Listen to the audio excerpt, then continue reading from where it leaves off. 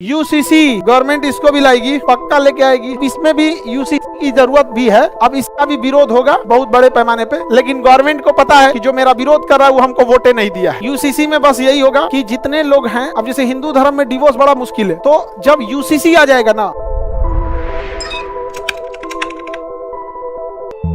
UCC संविधान के किस आर्टिकल में? आर्टिकल 44 समान सिविल संहिता। गवर्नमेंट इसको भी लाएगी, समान सिविल संहिता को भी लाएगी, पक्का लेके आएगी। सारा चीज एक के चुनाव में नहीं ना भजा लेगी गवर्नमेंट, एक ही चुनाव में सारा चीज नहीं ना भजा लेगी। दिवाली में हम लोग भी पटाखा एक के बार में सब थोड़े खत्म कर देते थे, थोड़ा देर में छठ पूजा के लिए भी कुछ रखते थे।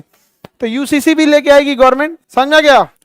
चुनाव हो गया, निकल गया, काम खत्म। अब अगले चुनाव के यूसीसी में बस यही होगा कि जितने लोग हैं बहु विवाह, मतलब कई सारी शादियां पे बैन हो जाएंगी। शादी करने के लिए और डिवोर्स देने के लिए धार्मिक नियम खत्म हो जाएंगे।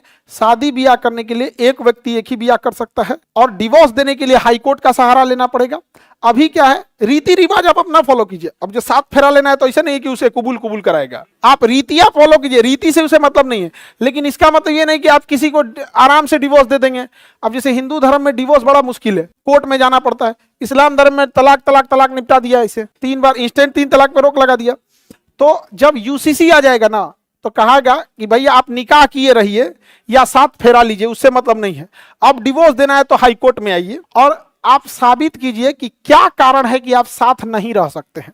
तो लंबा 3-4 साल केस चल जाता है, फिर वो सेटलमेंट के लिए जाता है, फिर उसमें काउंसलिंग के लिए जाता है कि बहुत बार समझाया जाता है। और जो डिवोर्स होता है, डिवोर्स के कुछ जेन्युइन कारण हो जाते हैं। सब जेन्युइन कारण मतलब क्या हो गया कि सपोज कीजिए कि बेविचारी एडल्ट्री बहुत ज्यादा है, मतलब उसको एक्स्ट्रा मैरिटल अफेयर बहुत ज्यादा है, इन्ने उन्ने उसको 10 जगह चक्कर चल रहा है, तो एक ये जेन्युइन। फिर इसमें हंसने लगता तुम, इसमें तो हम बात बता रहे हैं तो इसमें तुम हंस रहे हैं हम। तो जैसे एक एडल्ट्री है, ये एक जेन्युइन कारण है, जेन्युइन कारण है एडल्ट्री।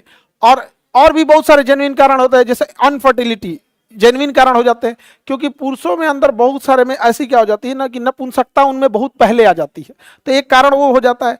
एक लीगल कारण जो होते हैं ना, तो हाई कोर्ट जल्दी दे देता है डिवोर्स। लेकिन 90% डिवोर्स का कारण होता है ईगो, हमारा डिसीजन नहीं, मेरा डिसीजन। तो डिसीजन जब भी हमारा होता है, जब मिल के होते हैं तो होते हैं, लेकिन ये ईगो के चक्कर में ना बहुत उटपटांग हो जाता है। और उसमें भी सबसे खराब क्या होता है, जब दूगों में झगड़ा होगा ना, तो सलाह आप वो अपने सहेली से लेगी, वो अपने दोस्त से लेगा। उसको क्या मतलब है आपका घर उजड़ रहा है, क्या हो रहा है, और बर्बाद कर देंगे सब। कौन जी क्या करिए कि हमसे कोई सलाह देगी, उससे तो और खतरनाक है। हम कभी किसी दोस्त को गलत सलाह नहीं दिए हैं, लेकिन उन सब की पत्नी अपने डरा जाती है। उस सब का अगर कहीं हमारे साथ घूमते मिल जाएगा सब ना, तो उसकी पत्नी डरा जाएगी सब एकदम। टेपू को तो हम देखे, उसकी पत्नी थी, शादी ब्याह में तो सारे कॉमन फ्रेंड रहते हैं, तो उसकी पत्नी खूब बढ़िया से खा रही थी, तब तक उसका नजर पड़ा उसके हस्बैंड पे। उसका हस्बैंड मेरे साथ था, वो खा रही थी ऐसे, तुरंत फोन निकाली, सुनिए तो इधर आइए। 2-4-10 मिनट में पता नहीं क्या गुटुर बतिया लेके चल गई। चलिए, वो हमरा से डरा गई कि भड़का देगा। और बेचारा कर अभी हम खाए नहीं है, तो पता नहीं बतिया लेके चल दिया हम। लेकिन हम कभी किसी को गलत सलाह नहीं देते। अब कोई डर गया तो हम क्या करें। आर्टिकल 44 अभी लगा नहीं है, यूसीसी आ जाएगा तो क्या हो जाएगा, लग जाएगा। लेकिन इस यूसीसी में आदिवासी समाज को बाहर रखा जाएगा।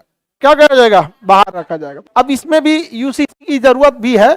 अब इसका भी विरोध होगा बहुत बड़े पैमाने पे, लेकिन गवर्नमेंट को पता है कि जो मेरा विरोध कर रहा है वो हमको वोटे नहीं दिया है, इसलिए तू विरोध करो और जबरदस्त ढंग से इसको ले आ देंगे। हम बताए नहीं आपको कि इन लोगों से ऐसा गलती हुआ ना कि ना इनको पछताया बन रहा है ना कुछ बन रहा है।